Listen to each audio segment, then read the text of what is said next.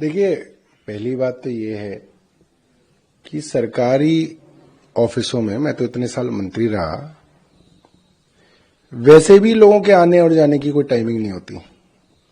ऐसा नहीं है कि वहां पे 9 बजे का टाइम है तो लोग 9 बजे आ जाते हैं। कोई 9:30 आता है, कोई 10 आता है, कोई 10:30 आता है। तो सरकार के लोगों की टाइमिंग बदलना जो है सिर्फ एक कॉस्मेटिक जो है, एक नैरेटिव है, ठीक है, एक तरीके का बेवकूफ बनाने का और एक दिन अखबार के अंदर छपने का एक तरीका है कि साहब सरकार ने कुछ किया। तो मुझे नहीं लगता कि इससे कोई भी फर्क पड़ेगा। सरकार जानबूझ के डेटा को फज करके, डेटा के साथ फर्जीवाड़ा करके प्रदूषण के आंकड़ों को कम दिखा रही है ताकि ग्रैप की अलग अलग ग्रेडिंग ना आ सकें। सरकार ऐसा क्यों कर रही है, किन लोगों को फायदा पहुंचाना चाहती है, ये सरकार जानती होगी, मगर सरकार लोगों के स्वास्थ्य के साथ खिलवाड़ कर रही है। अस्पतालों में मरीजों की संख्या बढ़ रही है, डॉक्टरों के पास सांस की, अस्थमा की, खांसी की, जुकाम की, बुखार की बीमारियों वाले लोग बढ़ रहे हैं और रेखा गुप्ता सरकार एक झूठी AQI के आंकड़ों को लेके अपना ढोल बजा रही है। सरकारी AQI तो फर्जी है, सरकारी AQI तो फ्रॉड है। असली AQI देखना है तो आप अलग अलग एप्स में देखिए। आज नॉर्थ दिल्ली का AQI मैं आपको अपने फोन में दिखा दूं।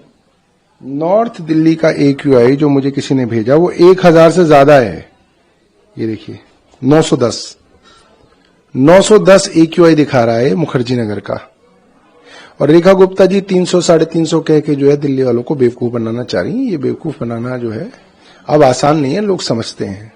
सर, सिरसा जी का बयान आया था, AQI का लेवल था इसी लेवल पे था, तो ये कुछ नई बात नहीं है दिल्ली के लिए। नहीं, जो सिरसा जी को नहीं मालूम, नई बात यह है कि एक फर्जीवाड़ा करने वाले लोग सरकार के अंदर शामिल हो गए हैं।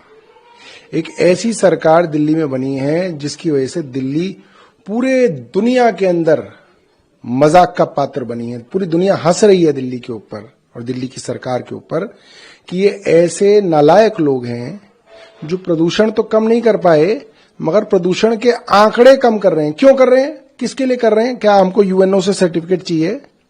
क्या जो है ट्रंप ने कहा है कि आपको कम करना है? ये सिर्फ हमारे लिए ही थे ये आंकड़े, ताकि उन आंकड़ों के हिसाब से हम कुछ फैसले ले सके, नीतिगत फैसले। अब अगर सरकार उन आंकड़ों में ही फर्जीवाड़ा करेगी तो आप नीतिगत फैसले कैसे लेंगे? तो इस स्तर तक कोई सरकार दुनिया की नहीं गिरी होगी जिस स्तर तक ये रेखा गुप्ता सरकार गिरी है। Sir, supreme court educational institutions है, उनके बाहर जो स्ट्रीट डॉग हैं, स्टेलाइजेशन के बाद उनको रोका नहीं जाएगा। और दिल्ली सरकार और MCD के पास अभी उतने सेंटर नहीं है सर, ABC सेंटर। देखिए, अगर MCD स्ट्रे डॉग्स को समय रहते स्टेरलाइज करती और जितना करोड़ों रुपया इसमें खर्च हुआ है वो सही खर्च होता, उसमें भ्रष्टाचार ना होता, तो आज इन स्ट्रे डॉग्स की जो जनसंख्या है वो बढ़ती नहीं। ये बढ़ इसलिए रही है क्योंकि इसमें बड़ा जो है भ्रष्टाचार होता है।